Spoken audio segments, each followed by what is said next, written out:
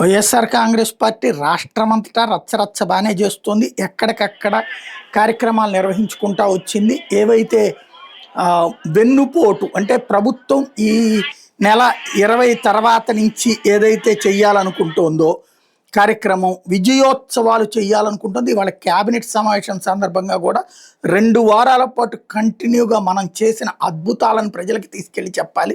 మనం రాష్ట్రంలో సంక్షోభంలో పడిపోయి కొట్టుకుపోతున్న రాష్ట్రాన్ని కాపాడేశాం. అలాంటి అద్భుతమైనటువంటి పాలన మనం అందించాం. గొడ్డలి పార్టీ గురించి నెగిటివ్గా, అదే సందర్భంలో మనం చేసిన అద్భుతాల గురించి గొప్పగా చెప్పమని చెప్పి చంద్రబాబు గారు చెప్పిన తర్వాత వచ్చే నెక్స్ట్ అంటే ఈ నెలాఖరులో వాళ్ళు స్టార్ట్ చేస్తారు. బట్ ఈలోపు కార్యక్రమాలన్నీ కూడా వైఎస్ఆర్ కాంగ్రెస్ పార్టీ ఇదిగో వీళ్ళు ఎంత దుర్మార్గులో చూడండి అన్నటువంటి కోణం ప్రొజెక్ట్ చేసుకొస్తుంది. జిల్లాల వారీగా ఒక్కొక్క జిల్లాలో ఒక్కొక్కళ్ళు ఉద్యమాలు చేసుకుంటూ వచ్చారు. ఈ ఉద్యమాలన్నిటికీ కూడా ఒకటి పార్టీ అధినాయకత్వం పిలుపు మేరకు చేసుకొచ్చినటువంటిది.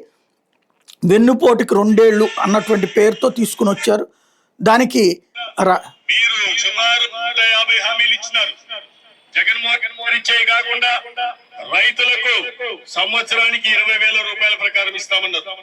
2 సంవత్సరాలైనా ఇప్పటికి 6,000. ఇది ఎక్కడికక్కడ పార్టీలకు సంబంధించినటువంటి నాయకులు ప్రెస్ కాన్ఫరెన్సులా లేకపోతే ఈ శ్రీశైలంలోనేమో వాళ్ళని ఆపేశారు చేయనీయకుండా. దాంతో ప్రెస్ కాన్ఫరెన్స్తో మాట్లాడుకొచ్చారు. అసలేమో ఆకాశానికి భయపాడేంతమ్మ కూడా బాగుంటుంది. ఆఖరి నుంచి ఇంట్లో నుంచి కాలు కూడా బయట పెట్టాం. ఆ విధంగా నీ ప్రగల్భాలతో ఉత్తర కుమారుని ప్రగల్భాలతో ఈరోజు నెట్టుకొస్తా ఉన్నాం. అది అయిపోయింది. తొందరగాలోనే బుద్ధి చెప్పే రోజులు వస్తూ ఉన్నాయి.